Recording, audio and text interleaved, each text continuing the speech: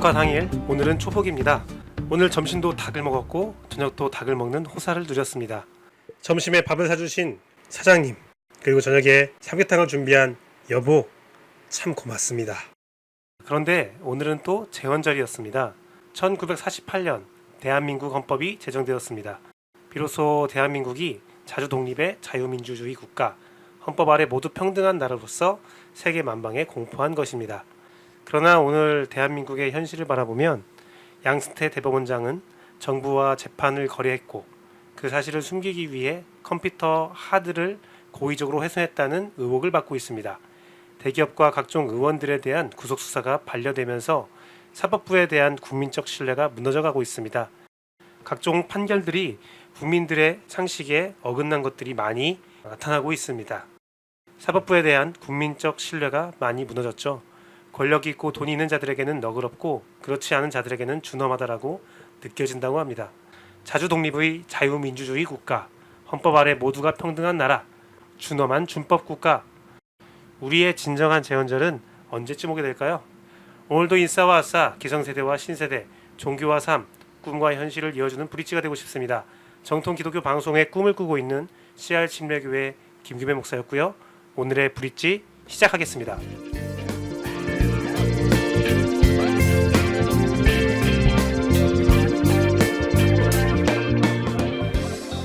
브릿지 방송은 큐티한 남자를 시작으로 매일 다른 방송으로 여러분을 찾아가고 있습니다. 나름 고품격 방송을 지향하고 있는데요. 오늘은 큐티한 남자, 본문은 사도행전 17장 1절에서 15절 말씀이고요. 일상으로 초대 여러분께 들려드리도록 하겠습니다. 큐티한 남자 사도행전 17장 1절에서 15절 말씀 개역 개정으로 보도록 하겠습니다. 사도행전 17장 1절에서 15절 말씀입니다. 그들이 암비볼리와 아볼로니아로 다녀가 데살로니가에 이르러 거기 유대인의 회당이 있는지라 바울이 자기의 관례대로 그들에게로 들어가서 새 안식일에 성경을 가지고 강론하며 뜻을 풀어 그리스도가 해를 받고 죽은 자 가운데서 다시 살아나야 할 것을 증언하고 이르되 내가 너희에게 전하는 이 예수가 곧 그리스도라 하니 그 중에 어떤 사람 곧 경건한 헬라인의 큰 무리와 적지 않은 귀부인도 권함을 받고 바울과 실라를 따르나 그러나 유대인들은 시기하여 저자들의 어떤 불량한 사람들을 데리고 떼를 지어 성을 소동하게 하여 야손의 집에 침입하여 그들을 백성에게 끌어내려고 찾았으나 발견하지 못하매 야손과 몇 형제들을 끌고 읍장들 앞에 가서 소리질러 이르되 천하를 어지럽게 하던 이 사람들이 여기도 이름에 야손이 그들을 맞아 들었도다. 이 사람들이 다 가이사의 명을 거역하여 말하되 다른 임금 곧 예수라 하는 이가 있다 하더이다 하니 무리와 읍장들이 이 말을 듣고 소동하여 야손과 그 나머지 사람들에게 보석금을 받고 놓아주니라. 밤에 형제들이 곧 바울과 실라를 베레아로 보내니 그들이 이르러 유대인의 회당에 들어가니라. 베레아에 있는 사람들은 데살로니가에 있는 사람들보다 더 너그러워서 간절한 마음으로 말씀을 받고 이것이 그러한가 하여 날마다 성경을 상고하므로 그 중에 믿는 사람이 많고 또 헬라인의 귀부인과 남자가 적지 아니하나 데살로니가에 있는 유대인들은 바울이 하나님의 말씀을 베레아에서도 전하는 줄을 알고 거기서 가서 무리를 움직여 소동하게 하거늘 형제들이 곧 바울을 내보내어 바다까지 가게 하되 실라와 디모데는 아직 거기 머물더라. 바울을 인도하는 사람들이 그를 데리고 아덴까지 이르러 그에게서 실라와 디모데를 자기에게로 속히 오게 하라는 명령을 받고 떠나니라. 아멘. 오늘 큐티한 남자의 제목은 열정의 근원이 더욱더 중요하다. 바울은 데살로니가 회당에서 3주간 예수 그리스도의 메시아 증언을 통해 많은 헬라인을 감화감동시켰고 그들은 바울을 따릅니다. 하지만 유대인들은 시기하여 바울을 방해하기 시작합니다. 그들은 정부 관인들에게 거짓 증거를 하여 바울을 압박하고 베레아까지 따라와서 방해를 하는 아주 열심을 보였는데요. 그러면서 또 동네 양아치들을 불러들여서 그 일들을 행했죠. 베레아로 대표되는 이방인들은 너그럽고 간절한 마음으로 말씀을 받고 성경을 상고하는 반면 말씀을 선제적으로 받은 유대인들은 시기와 질투하는 마음으로 말씀을 받지 않고 성경을 무시하며 거짓 증언까지도 불사하는 모습, 양아치들을 등용하는 모습, 이 모습이 무척이나 대조적입니다. 열심을 내는 것은 좋은 습관이며 좋은 행실입니다. 하지만 열심만으로 좋은 것이 되지 않습니다. 무엇에 열심을 내느냐가 더욱더 중요한 결정입니다. 나의 열심은 복음을 위한 기수가 될 수도 있고 복음의 반대자가 될 수도 있습니다. 오늘 본문의 유대인들의 결정은 스스로에게 율법을 수호하며 유대교에서 파생된 신종 이단에 대항한다고 포장할 겁니다. 하지만 그들의 열성적인 반대의 중심에는 시기가 있음이 성경에 밝혀져 있습니다. 여기에 사용된 시기의 단어의 의미는 간절한 마음으로 열심히 힘쓰고 노력하고 헌신한다는 의미로 쓰이는 단어입니다. 사도행전 7장 9절에서는 요셉의 형들이 요셉을 시기한다는 표현에도 쓴 말입니다. 즉 오늘 본문이 말하는 것은 유대인들의 심정은 바울에 대한 질투가 충만해져 죽이고자 하는 그 헌신이 막 늘어났다는 거예요. 바울을 방해하고 해하고 싶은 마음들이, 그 노력하는 마음들이 아주 커졌다, 놀라운 열정을 가졌다 라는 말을 하고 있는 거죠. 이렇게 질투의 힘은 무섭습니다. 시기의 힘은 악독하며 끈질기다는 것을 우리는 알아야 합니다. 사단의 힘과 근원에 이 시기와 질투가 있음을 알고 계십니까? 사탄은 하나님께 돌아갈 영광을 시기하고 질투하여 타락하였고 이에 하늘에서 추방당한 천사라고 합니다. 하나님을 시기하고 질투하는 그 악독하고 끈질길 마음으로 하나님의 백성을 대하는 것이기 때문에 그들의 방해와 수수가 얼마나 심각하고 얼마나 끈질긴지 우리는 알아야 합니다. 우리 인생 가운데 그들의 방해와 수수가 끊임이 없죠. 그것은 우리를 시기하기 때문이에요. 하나님의 백성으로의 삶은 이러한 시기와 질투에서 벗어날 수 없는 삶입니다. 힘들죠. 언제나 포기하지 않는 방해가 있습니다. 그러나 소망해야 하는 것은 하나님의 도우심도 끝이 없다는 것입니다. 아니, 하나님의 도우심이 더욱더 간절하고 더욱더 끝이 없습니다. 하나님의 사랑은 무한하고 크신 사랑에 기초하기 때문입니다. 시기와 질투는 비교할 대상이 있어야 합니다. 본문의 유대인들도 바울을 시기 질투할 때 자신들의 환경과 자신들의 능력, 자신들에 대한 이방인들의 반응들이 비교 대상이 되었습니다.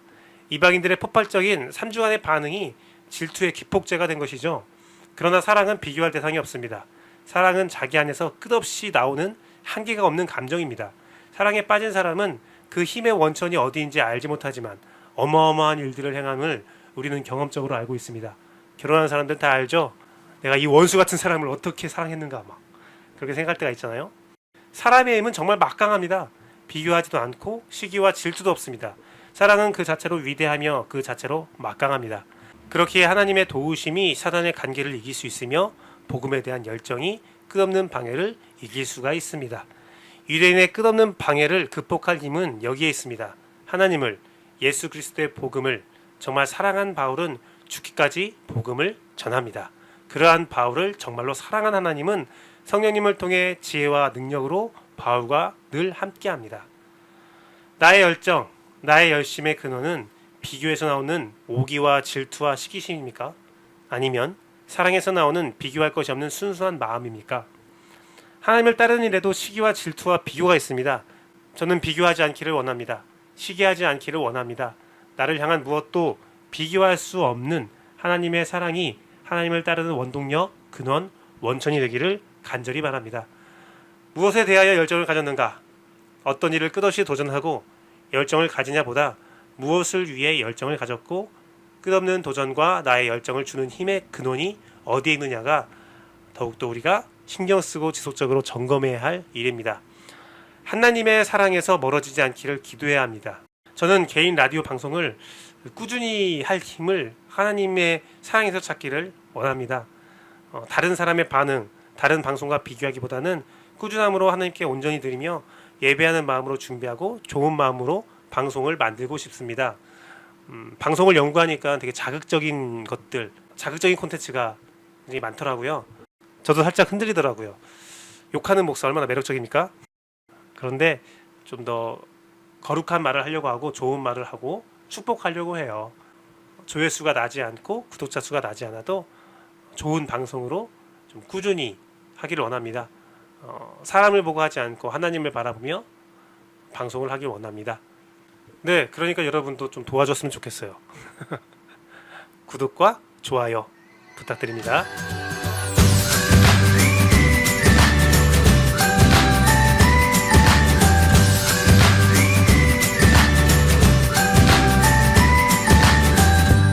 예, 오늘은 화요일 일상으로 초대를 방송하려고 합니다. 매주 화요일 짧은 간증을 소개하는 시간인데요. 모두가 함께 살아가면서 다양한 경험들을 이야기하고 함께 동감하는 시간을 갖는 그런 코너입니다. 부딪히는 여러분의 소식과 제보를 기다리고 있습니다. 제보가 채택된 분들에게는 문화상품권을 보내드릴 계획이 있는데 많은 분들이 좀 메일로 보냈으면 좋겠습니다. 당분간은 제 이야기를 좀 하려고 하는데요.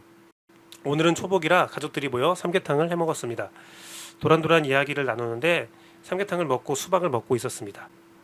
첫째 딸 안식이가 갑자기 말을 하더라고요. 여름은 왜 이렇게 더운 거야? 그렇게 말해서 제가 이렇게 말했습니다. 야, 여름은 더워야 제맛이지.